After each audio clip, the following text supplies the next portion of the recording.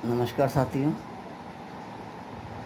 मुझे उम्मीद है कि भाई कुछ लोग मेरे वीडियो का प्रतीक्षा कर रहे होंगे, क्योंकि मैंने फेसबुक पर डाला था कि भाई आज हम आपको रिफाइंड तेल के बारे में कुछ बताएंगे, जानकारी देंगे।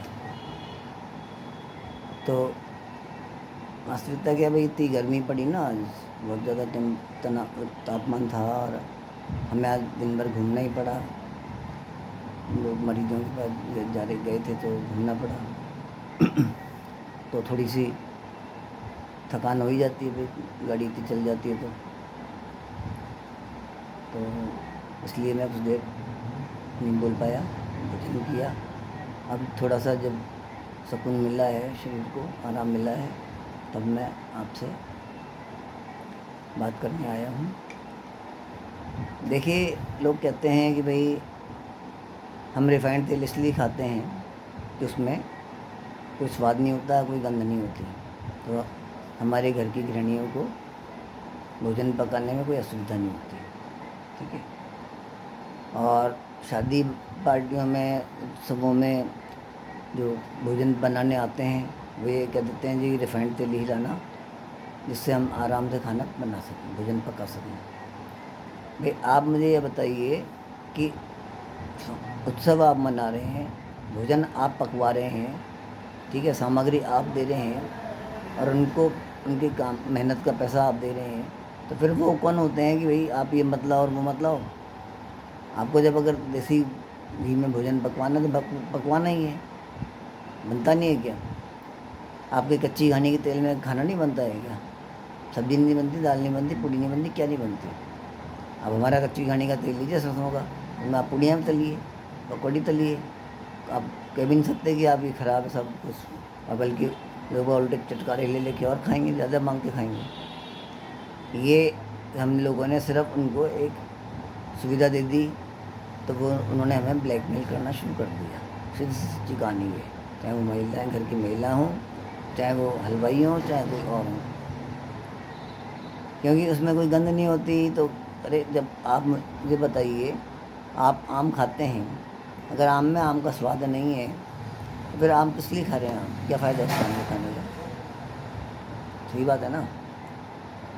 आप चाय पी रहे हैं लेकिन उनमें चाय का स्वाद नहीं आ रहा, तो फिर आप चाय पी के क्या करेंगे? या आपने चाय में कहा भी अदरक डाल दो और ये डाल दो और वो डाल दो, डलवाया और लेकिन उसका स्वाद नहीं आया, तो फिर किस बात के लिए आप चाय पी रहे हैं? तो ऐसे ही जब आप तेल खा रहे हैं तो उस तेल में अगर चिकनाई नहीं है, उसमें कुछ सुगंध नहीं है, भाई आप मूंगफली का तेल खा रहे हैं तो मूंगफली का आपको खुशबू आनी चाहिए ना, उस तेल में पता पड़ना चाहिए नहीं मूंगफली का तेल है, लेकिन नहीं पता पड़ता। आप तिल का तेल खाते हैं, वैसे जनरली तो तिल का तेल लोगों को खाने को नहीं मिलता, खाते भी नहीं है, लोगों को पता ही नहीं होता कि क्या होता है। लेकिन सरसों का तेल और मूंगफली का तेल बहुत चलता है। ठीक है।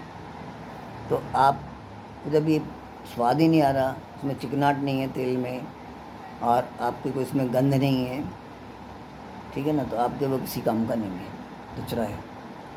क्योंकि उसमें सब कुछ निकाल निकल के, जैसे आर का पानी होता है तो उसमें सारे मिनरल्स निकाल लिए और सारा पानी वेस्ट कर दिया, और उसको फिर आप पी रहे हो, तो आपको वो नुकसान ही कर रहा, फ़ायदा कुछ नहीं कर रहा। अब आते हैं हमारी शुरुआत से कि भाई आपको कौन से तेल प्रकृति ने दिए हैं खाने भोजन के लिए, मतलब हमारे भोजन को हम किन तेलों में पकाएं यदि आवश्यकता है तो सर्वप्रथम प्रथम पद पे है क्या नाम से, तिलहन, यानी कि तिल का तेल। तिल की वजह से ही तिलहन नाम पड़ा, तेल नाम पड़ा, कि तिल में से जो निकला वो तेल है। ठीक है ना। तो तिल का तेल आपको सर्वोच्च प्राथमिकता है कि खाना चाहिए, उसका सेवन करना चाहिए, उससे मालिश करनी चाहिए। अगर आप बच्चों की मालिश या बड़ों की मालिश तेल के तेल से करते हैं तो वो आपके शरीर की हड्डियों में भी, अस्थियों में भी घुस जाता है, जो कोई और तेल नहीं घुस सकता। दूसरे नंबर पे आता है आपका सरसों का तेल, जिससे कुछ बदमाशों ने, अंग्रेज़ों ने उसको कड़वा तेल के नाम से बदनाम कर दिया। सरसों का जो, अगर जैविक सरसों है और उसमें कुछ मिलावट नहीं है तो वो कड़वा तेल नहीं हो सकता, वो मीठा तेल होता है। इसीलिए मैंने आपको अभी बोला था कि भाई अगर आप हमारे तेल में, सरसों के तेल में पकौड़ी पूड़ी कुछ भी बना के खाएंगे तो आपको कड़वाहट नहीं लगेगी। थोड़ा बहुत आती है जो आएगी, क्योंकि आपको आदत नहीं है इसलिए आपको पता, थोड़ा बहुत पता पड़ सकता है, अदरवाइज पता भी नहीं पड़ेगा। आपने 2-3 बार खा लिया तो उसके बाद आपको महसूस भी नहीं होगा। नंबर 3 पे तेल आता है नारियल का तेल। लेकिन वातावरण के हिसाब से उत्तर भारत में, मतलब राजस्थान, हरियाणा, चंडीगढ़, इधर जो है इस क्षेत्र में, आप दिल्ली में नारियल का तेल नहीं खा सकते। ठीक है ना, गर्मी पड़ती है, वातावरण वैसा नहीं है। नारियल का तेल आपके साउथ में खाया जाता है, दक्षिण भारत में खाया जाता है, तो वो वहाँ के लिए सही है। तो उसका जो स्थापन है, मतलब यानी कि वो उसको रिप्लेस करता है मूंगफली का तेल। जैसे अपने मूंगफली गुजरात में, राजस्थान में बहुत ज़्यादा होती है, हरियाणा में होती है, तो उसमें जो तेल निकलता है वो आपके उसको रिप्लेस करता है कि भाई आप ये खा सकते हो, वो नहीं खा सकते तो आप ये खा सकते हो। हम जैसे मूंगफली का तेल या तिल का तेल तो हम खाते थे व्रत में, पहले व्रत उपवास में, कि भाई व्रत उपवास में जब भी कुछ करना है तो आप उसको काम में लीजिए। पूड़ी वूड़ी तलनी थी नॉर्मल, मतलब सामान्य दिनों में भी, तो वो मूंगफली के तेल में तलते थे। तो तिल का तेल बहुत महंगा था, है, और अभी भी आगे भी रहेगा। तो जनरली मूंगफली के तेल में, मतलब सामान्यतः मूंगफली के तेल में ही आपकी मिठाई की नमकीन जो भी बनती है उत्सवों पर, वो आपकी तली जाती है। लेकिन अब हमने पिछले 3 साल से सरसों के तेल में, हमारी कंपनी डॉक्टर नेचर वेलनेस से सरसों के तेल में ही बनाने शुरू कर दिए हैं। सब्ज़ी तो उसमें बनती ही बनती है, पूड़ी है, आपके मठड़ी या कुछ ऐसी अगर कोई चीज़ बनाई है तो हम उसे हम बनाते हैं। ठीक है, तो आपके तेल हुए कौन से? सर्वप्रथम तिलहन यानी तिल का तेल, जो तिल का तेल है वो। नंबर 2 पे सरसों का तेल। नंबर 3 पे नारियल अथवा मूंगफली का तेल। ठीक है, इसके अलावा 5वां तेल, हमारे किसी भी सनातन धर्म में कहीं भी नहीं लिखा कि आपको 5वां तेल उपयोग में लेना चाहिए। धन्वंतरी जी इत्यादि कहीं ने, किसी ने भी नहीं लिखा कि आपको कोई और तेल खाना चाहिए। ना बादाम का तेल, ना ही कोई और तेल, अलसी का तेल भी नहीं, बादाम का तेल भी नहीं, जैतून का तेल भी नहीं।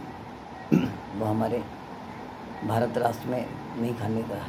ठीक है, तो आप इन 4 तेल में से कोई तेल खाइए। अब आते हैं इसके बाद कि भाई आपको रिफाइंड तेल और कौन सा तेल नहीं खाना चाहिए? कच्ची घानी का तेल ही खाना चाहिए। उसके अलावा एक्सपेलर से निकला हुआ तेल नहीं खाना चाहिए। क्यों? क्योंकि वो बहुत ज़्यादा गति से निकाला जाता है और वो गर्म हो जाता है, जिससे आपके तिलहन के सारे गुण जो हैं लगभग नष्ट हो जाते हैं, जल जाते हैं। तो वो बेकार, व्यर्थ का हो जाता है। उस तेल को खाओ नहीं खाओ, बेकार है तेल। ठीक है, वो फैट हो जाता है। दूसरी बात होती है कि आपने जो तेल आजकल ये चल रहा है राइस ब्रान का तेल, ये सरासर धोखा है। अगर असली राइस ब्रान ऑयल बनेगा, तेल बनेगा, तो उसकी जो लागत है लगभग 90,000 रुपये से 1 लाख रुपये लीटर तक होगी।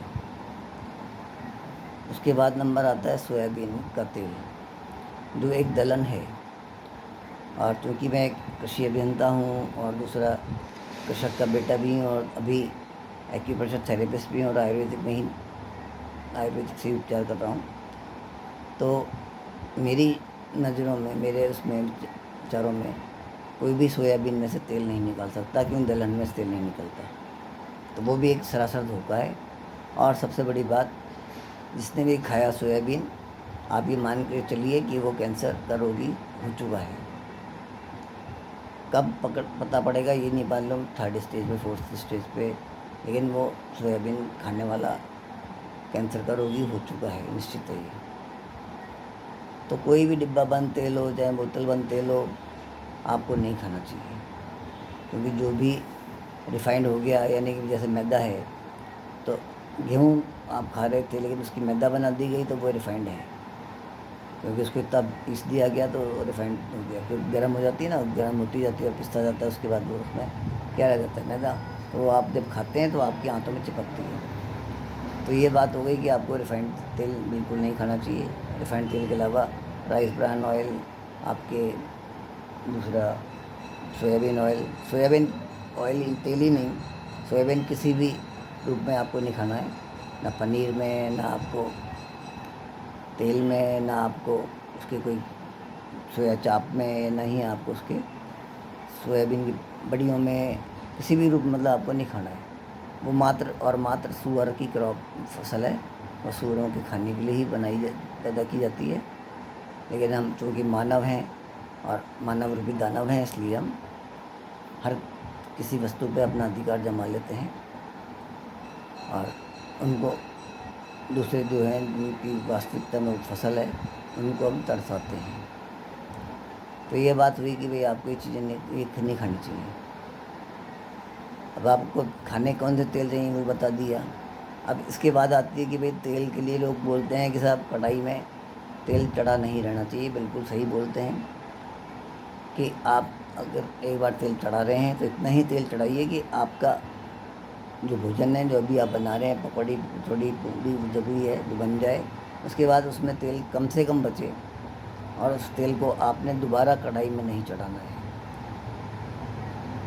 हमारे या हमारे बाद वाले भी कुछ वीडियो में मतलब कुछ लोग जो उम्र है जिनकी आज की तारीख में 35 साल उम्र है, 30-35 साल, उनको भी मालूम है कि हमारे घरों में डंडेल एक शब्द यूज़ किया जाता है। डंडेल का अर्थ होता है कि जो तेल में आपने सब पूड़ी बूड़ी बना ली, वो बचा हुआ तेल जो है वो डंडेल हो गया। उसको आप सिर्फ अब या तो किसी पशु को खिला दीजिए या फिर आप उसमें सब्ज़ी बना लीजिए, उसको कढ़ाई में दोबारा नहीं चढ़ाया जाता है। तो आप सोचिए, जो तेल जिसका तापमान 100 से 150 डिग्री तक ही पहुंचता है, उसको हम डंडेल कह करके मना कर सकते हैं दोबारा कढ़ाई में चढ़ाने से। तो जो रिफ़ाइंड तेल है, जो पाम ऑयल जो मलेशिया से आयात होता है, मात्र 3 रुपये लीटर पड़ता है अडानी को, तो उस तेल को आप रिफ़ाइंड बनाते हैं और उस रिफ़ाइंड बनाने की प्रक्रिया में उसमें जो है 400 डिग्री टेम्परेचर से शुरू होती है और 1100-1200 डिग्री तक जाता है। वो अलग अलग नाम से फिर वो उसको तेल को बेचा जाता है। तेल एक ही है, पाम ऑयल, लेकिन उसको अलग अलग नाम से अलग अलग भाव पे बेचा जाता है, ठीक है ना। और मैंने आपको एक्सपेलर वाला क्यों मना किया था कि उसमें जो उसकी चलने की स्पीड है, मतलब गति जो है वो बहुत ज़्यादा है। कच्ची घानी का तेल जो निकलता है वो 8-9 RPM यानी कि रिवोल्यूशन पर मिनट, यानी कि जो एक चक्कर है वो 8-9 मिनट में मतलब कटता है। 1 मिनट में 8-9 ही चक्कर लगते हैं, ये मान लीजिए आप तो, कि अगर जो बैल घूम रहे हैं या बिजली से भी चल रहा है तो 8-9 1 मिनट में 8-9 चक्कर ही लगते हैं। लेकिन वो जो है एक्सपेलर वो बहुत तेज़ चलता है, उसमें अच्छे खासे RPM होते हैं, यानी कि 400-500 चक्कर तक वो कट जाता है। तो उसमें से वो सारा तेल उसका निचोड़ लेता है, लेकिन वो गर्म हो जाता है, तो गर्मी से उसके जो सारे गुण हैं वो ख़त्म हो जाते हैं। इसलिए एक्सपेलर का ऑयल तेल भी नहीं खाना चाहिए, जो अधिकांश कंपनियां बेचती हैं ये कह कर के साहब हमारा तेल जो है असली घानी का तेल है। कच्ची घानी लोगों ने, कईयों ने वो बना दिया ब्रांड, मतलब अपना ना, और कच्ची घानी होता ही नहीं है वास्तव में। तो ये फॉर्चून तेल जो है सबसे गंदा, सबसे भ्रष्ट तेल है। सबसे हमारे देश में नपुंसकता जो फैल रही है आज की तारीख में, उसका एक बहुत बड़ा कारण जो है रिफाइंड तेल, पाम ऑयल यानी कि है। क्योंकि आपने देखा होगा हलवाइयों की कढ़ाई में तेल चढ़ा रहता है, कम होता है तो उसमें और तेल डाल देते हैं, लेकिन वही तेल पकता रहता है और अगले दिन मतलब उसके बाद भी वो रात को फेंकते नहीं, उस तेल को वापस रख देते हैं, अगले दिन वापस चढ़ा लेते हैं। तो वो तेल जिसको हम एक बार में ही हटा देते हैं, वहाँ तो रिफ़ाइंड तेल है और वो रिफ़ाइंड तेल को पकाते जा रहे हैं, तो और पकाते जा रहे हैं। तो इसलिए आपको रिफ़ाइंड तेल, रिफ़ाइंड कुछ भी खाद्य सामग्री जिससे बोली जाती है मैदा फैदा, ये नहीं खानी चाहिए। कभी कभी ठीक है, कुछ खाया आपने, खा लिया, लेकिन अधिकांश नहीं खाना चाहिए। चीनी आपको नहीं खानी चाहिए, उसके बाद में बात करेंगे। तो बात ये रही अंतुगतवा कि भाई आपको रिफ़ाइंड तेल नहीं खाना, और क्या खाना है वो हमने बता दिया आपको, और क्यों नहीं खाना वो भी बता दिया आपको। अभी कोई घंटी वाला आ गया जो कुल्फ़ी बेचने वाला रात को 11 बजे और हमें डिस्टर्ब कर रहा है, बताइए। अंदर रहें तो पंखे की आवाज़ ज़्यादा आती है, यहाँ पे आ रहे हैं तो यहाँ रात को भी कुल्फ़ी बेचने आ रहे हैं। चलिए, शुभ रात्रि और नमस्ते नेचर, भारत माता की जय। ठीक है ना।